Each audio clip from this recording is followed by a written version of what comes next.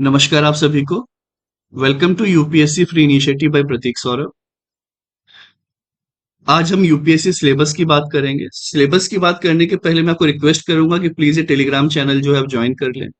आप जैसे ही वहां लिखेंगे प्रतीक सौरभ यूपीएससी क्लासेस, वहां पर आपको ये डीपी भी दिख जाएगी और आपको ये नाम भी वहां पे मिल जाएगा, तो आप ज्वाइन कर सकते हैं। देखिए कितना सही लिखा है यहाँ पे, work for it more than you dream for it. हमें ज्यादा ड्रीम नहीं देखने हैं ना, हमें उसके लिए ज्यादा वर्क करनी है, मेहनत करनी है।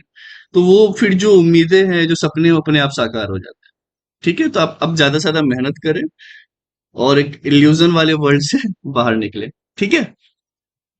अब इसमें, अब इस चैनल में आपको जो वैसे भी पता ही है कि फ्री इनिशिएटिव में क्या क्या हम कवर कर रहे हैं। मीन्स हम होलिस्टिक वे में सब कुछ कवर कर रहे हैं। प्रीलिम्स भी हम कवर करेंगे, हम मेंस भी कवर करेंगे, इनफैक्ट इंटरव्यू गाइडेंस तक भी आपको यहाँ पे मिलेगी। ओके। ठीक है, तो आपको कहीं पे जाके कोचिंग में हाई पेमेंट देने की जरूरत नहीं है, बट रिक्वेस्ट ये है कि आप यहाँ पे डेली बने रहे। चलिए अब आगे हम बात करते हैं सिलेबस की। पीएससी सिलेबस जो है वो प्री और मेंस दो पार्ट में, पहले तो एग्जाम इसका डिवाइड है। ठीक है, तो जो प्रीलिम्स होता है वो क्या है, ऑब्जेक्टिव टाइप है। ठीक है, तो आपको ये ध्यान रखना है कि ऑब्जेक्टिव टाइप है, और मेंस जो है आपका डिस्क्रिप्टिव टाइप है, रिटर्न है। वैसे लोग इसको तीन स्टेज बोलते हैं कि ये पहले प्रीलिम्स हो गया, फिर मेंस हो गया, फिर इंटरव्यू हो गया। बट एज पर यूपीएससी उन्होंने मतलब सेकंड को, प्रीलिम्स को ही रिटर्न प्लस इंटरव्यू के स्टेज माना है, मेन एग्जाम को। मेन एग्जाम इसको क्यों बोल दिया, क्योंकि ये इंटरव्यू में और जो रिटर्न में जो मार्क्स मीन्स जो भी मिलते हैं वो जुड़ते हैं, और वो एक्चुअल मेरिट लिस्ट में काम आते हैं। बट प्रीलिम्स के जो मार्क्स है वो मेरिट लिस्ट में नहीं है। तो अभी समझ सकते हैं क्वालिफाइंग है, इसके बाद यहाँ पे ये मेन ही होता है। बट क्योंकि प्रीलिम्स काफी ज्यादा टफ होने लगा है, और हमेशा से भी टफ रहा है कि अगर 8 से 10 लाख लोग अगर भर रहे हैं तो 10 to 12 thousand लोग ही सिर्फ मेंस दे पाते हैं। तो आपको ये तो समझ में आ गया होगा कि प्रीलिम्स क्वालिफाई करना कितना जरूरी है, तभी आप मेंस दे सकते हैं। ठीक है, तो यहाँ आपको ये क्लियर हो गया होगा, आई होप सो, कि प्रीलिम्स और मेंस में क्या है। अब एक और मैं बात बताना चाहूंगा कि जो प्रीलिम्स एग्जाम है वो 200 नंबर का होता है, 200 नंबर का। ठीक है, तो 200 नंबर का होता है, जिसमें कि पहला एक आपका जीएस पेपर होता है, जिसमें सब कुछ हिस्ट्री, ज्योग्राफी, आपका करंट अफेयर सब कुछ वहां पे रहता है। और सेकंड होता है सी सेट। ठीक है, CSAT means aptitude and English होता है। वहां वहां पे भी आपको, वो आपको 200 मार्क्स का ही होता है, बट वहां पे आपको 33% लाने पड़ते हैं, क्योंकि क्वालिफाइंग नेचर का होता है। ऑल दो अब ये क्वालिफाइंग बोल दिया गया है, बट इसे पास करना बहुत ज्यादा ही टफ होते चले जा रहा है। ठीक है, चलिए आगे हम अब देखते हैं। अब अगर प्रीलिम्स की बात करें तो जैसे मैंने आपको बताया कि 200 मार्क्स का होता है। ठीक है, अब both the question papers will be of objective type, multiple choice questions होते हैं। Question paper will be set in both Hindi and English. तो आपको जो हिंदी मीडियम वाले हैं उन्हें परेशान होने की जरूरत नहीं है, हिंदी एंड इंग्लिश बोथ में ये पेपर सेट होते हैं। However questions relating to English language comprehension skills of class 10th will be tested through passage from English language only। आप कुछ इंग्लिश के पैसेज को टेस्ट करना चाह रहे हैं कि आप प्रॉपरली उसे समझ रहे हैं कि नहीं, उसका आंसर दे रहे हैं कि नहीं। अगर आप हिंदी मीडियम में भी, तो बस वो पर्टिकुलर चीज जो है आपका इंग्लिश में रहेगा, बाकी पूरा पेपर जो है हिंदी में, जो हिंदी मीडियम से दे रहे हैं उनके लिए रहेगा। ठीक है, अब आगे चलते हैं। तो अब बात आती है मेंस की। ठीक है, मेंस पेपर में क्या होता है, रिटन एग्जाम होता है, जैसे कि मैंने आपको बताया था। अब रिटन जो होता है, तो इसमें भी दो तरीके से पेपर होते हैं। पहले जो पेपर 1 है और पेपर 2 है।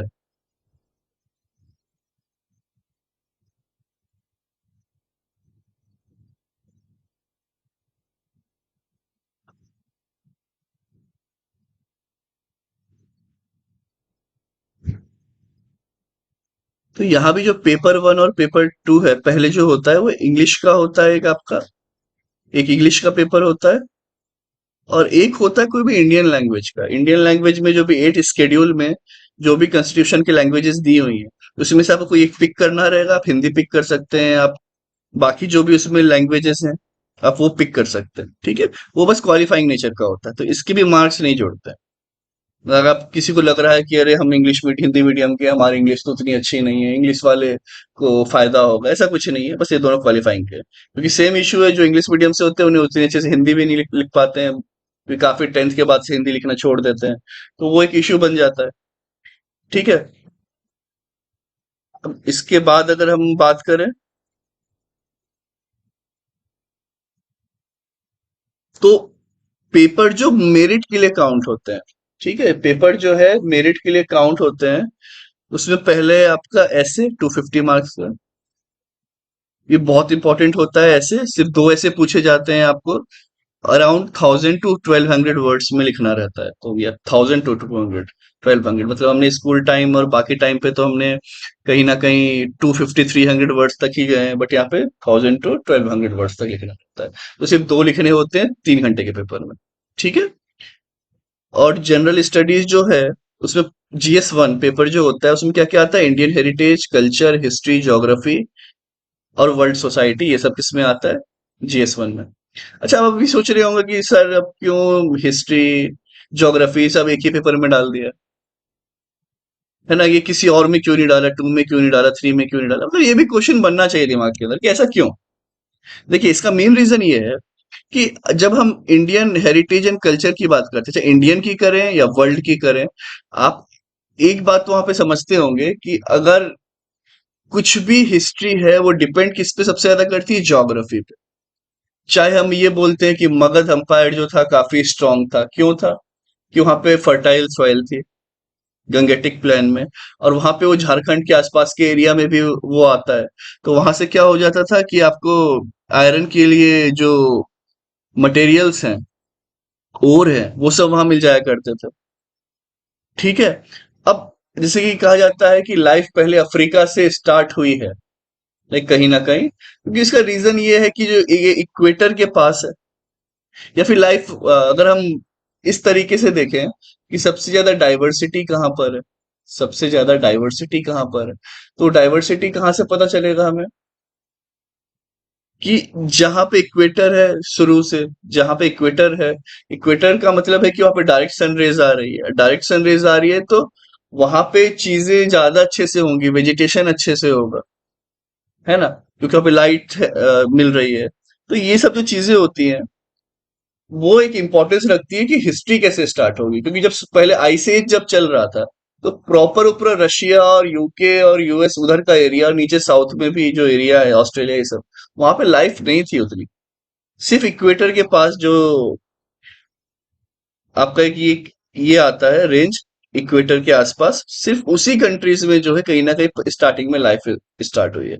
तो हमेशा एक हिस्ट्री का और एक ज्योग्राफी का कनेक्शन तो बना ही है।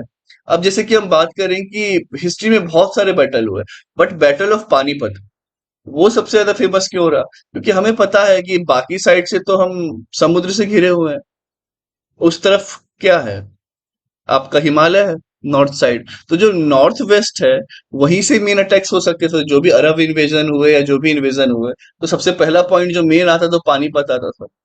तो वहां की लड़ाई हुई है, 3 बार बैटल हुआ है पानीपत में, और तीनों बहुत इंपॉर्टेंट है ना, तो वो हिस्ट्री में देखेंगे, बट वो ज्योग्राफिकल फैक्टर तो था उसके लिए। यही सब रीजन है कि इसको साथ में रखा गया। ठीक है। अब अगर हम आगे बात करें कि सेकंड में क्या है, गवर्नेंस, पॉलिटी, ये सब 250 के होते हैं। Governance, constitution, polity, international relationship and all that. आपको एक चीज समझ में आ रही है कि गवर्नेंस भी जो काम है वो कॉन्स्टिट्यूशन उसी के लिए बना हुआ है ना। तो जो पॉलिटी है, सोशल जस्टिस है, कि क्या राइट्स होने चाहिए, किस हिसाब से लॉ होने चाहिए, इंटरनेशनल रिलेशनशिप क्या होना चाहिए, क्योंकि वो भी एक पॉलिटिकल एंगल ही देखा जाता है, एक सोशल एंगल देखा जाता है, गवर्नेंस के एंगल से भी देखा जाता है कि तो ये सारी चीजें इसलिए यहाँ पे सेकंड पेपर में एक साथ डाली गई। ठीक है। थर्ड पेपर की बात की जाए, तो इकोनॉमिक डेवलपमेंट। अब आपको लगेगा इकोनॉमिक डेवलपमेंट से technology, biodiversity, environment, security, disaster क्यों है, देखिए, इकोनॉमिक से ही तो रिलेटेड है। क्या टेक्नोलॉजी जितनी ज्यादा एडवांस होती चली जाएगी, अब आप सर्विस में है कि आप प्रोडक्शन आप ज्यादा कर रहे हैं, कि आप एग्रीकल्चर में है, तो ये जो चीजें है, प्लीज आज थोड़ा साउंड आ रहा है तो बैकग्राउंड में माइट भी, तो आज इग्नोर करिएगा। तो आज चाहे आप टेक्नोलॉजी एडवांसमेंट जितना ज्यादा होगा, उसी के हिसाब से आपकी इकोनॉमिक डेवलपमेंट भी बढ़ेगी। ठीक है। बायोडायवर्सिटी बहुत ज्यादा जरूरी है, बायोडायवर्सिटी रहना, ठीक है, तो वो इकोनॉमिक डेवलपमेंट के लिए। ये अगर बायोडायवर्सिटी नहीं रहेगी, तो अब इकोनॉमिक डेवलपमेंट उससे कैसे होता है कि बायोडायवर्सिटी है, बहुत अच्छा है, वहां पे लोग भी जा सकते हैं, टूरिज्म बढ़ सकता है, वहां पे मिनरल्स ज्यादा हो सकते हैं, तो मतलब बहुत सारी चीजें जो क्या घुमा फिरा के आपके इकोनॉमिक डेवलपमेंट में वर्क करेगी। इन्वायरमेंट सही होना चाहिए। इन्वायरमेंट सही रहेगा, अगर सब कुछ सही रहेगा, जैसे मानिए हीट वेव आ गई, अब इतने इश्यूज बढ़ रहे हैं, या फिर तो इससे क्या होगा? अब लोग उस समय काम नहीं कर पाएंगे, हीट वेव ज्यादा होगी तो मैन आवर्स कम हो जाएंगे, वो भी इकोनॉमिकली आपको इम्पैक्ट करेगा। या फिर अगर मान लीजिए कोई मेजर सिटीज है जैसे मुंबई है, ये अगर वो डूब गई समुद्र के अंदर, तो वो भी क्या होगा? उसके कारण भी इकोनॉमिक हार्डशिप आएगी, है ना, वो भी इकोनॉमिक इश्यूज में आएंगी। तो सिक्योरिटीज, डिजास्टर मैनेजमेंट, कहीं डिजास्टर आता है सबसे पहले हम बोलते हैं ना बहुत भारी नुकसान हुआ, अभी बनाने में इतने हजार करोड़ लगेंगे। इसीलिए इकोनॉमिक पहलू इस पे बहुत ज्यादा है, तो ये यहाँ पे ये रहता है। इसके बाद अगर हम आगे बात करें पेपर 4 क्या होता है? Ethics, integrity and aptitude. अब ethics, integrity and aptitude 250 number का, आप सोचिए कितना ज्यादा इंपॉर्टेंस रखता है, इसको अलग से एक पेपर बना दिया है। ये आपका एथिक्स, इंटीग्रिटी और एप्टीट्यूड सिर्फ कैंडिडेट की एस्पिरेंट की चेक करना चाह रहा है यूपीएससी। ठीक है, तो ये काफी इंपॉर्टेंट होता है। और ये आप एक बार में नहीं सीख सकते, तो आपके पूरे लाइफ की चीजें होती हैं, लेकिन हाँ, क्या वे है, क्या तरीका है लिखने का, बहुत सारे थिंकिंग पैटर्न्स, उस पे भी हम जरूर बात करेंगे आगे। और पेपर 5 एंड पेपर 6, तो जो ऑप्शनल सब्जेक्ट्स हैं, अब ये आप पर रहता है कि आप क्या चूज करते हैं। ये भी 250 नंबर का होता है, तो ये आप सोच समझ के अपने हिसाब से चूज करें। मेरा PSIR है, political science and international relationship, तो मैं डेफिनेटली ये कवर करूंगा। तो ये आज जो भी बातें हुई, ऐसे GS 1 2 3 4, और ऑप्शनल में मैं आपके लिए PSIR कवर कर दूंगा। ठीक है, तो ये सारी चीजें जो है I will cover, and that will be free of cost only. ठीक है, इसके बाद पर्सनैलिटी इंटरव्यू होता है, जब आपका इसमें मेरिट लिस्ट निकलता है मेंस के लिए, उसके बाद आप जाते हैं पर्सनैलिटी टेस्ट में, जो कि 275 नंबर का होता है। As I am working professional in MNC, so I can give you the tips over like personality test and all. Although I have not appeared for UPSC interview, to be honest with all of you, but I have decent idea regarding the interview and the type of questions they will ask. ठीक है, तो अब चलते हैं आगे। इसके बाद अगर बात करें कि कैंडिडेट को अगर चूज करना है क्या, कि मुझे कौन सा सब्जेक्ट चाहिए, तो वो कैसे चूज करेगा? वो चूज में लिस्ट मैंने आपके लिए लेके आई है, उस लिस्ट पे आप बात कर लेते हैं।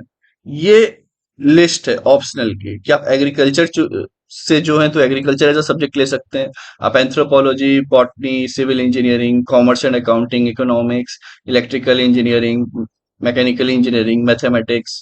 तो मेरा जो ही है political science and international relationship है, साइकोलॉजी, पब्लिक एडमिनिस्ट्रेशन। तो आप जो चाहें आप उस हिसाब से तैयारी कर सकते हैं। ठीक है, आप पर, अगर आपने अभी तक नहीं चूज किया, आपको नहीं समझ में आ रहा है, आप एकदम से स्टार्टिंग में है, then I can suggest you कि पॉलिटिकल साइंस इंटरनेशनल कर सकते हैं, क्योंकि पॉलिटिकल साइंस और ये सब्जेक्ट ओवरलैप भी होता है, और क्योंकि मैं भी तैयारी कराऊंगा ही आपको, तो कहीं ना कहीं एक प्लस पॉइंट रहेगा कि आपके पास एक गाइडेंस है।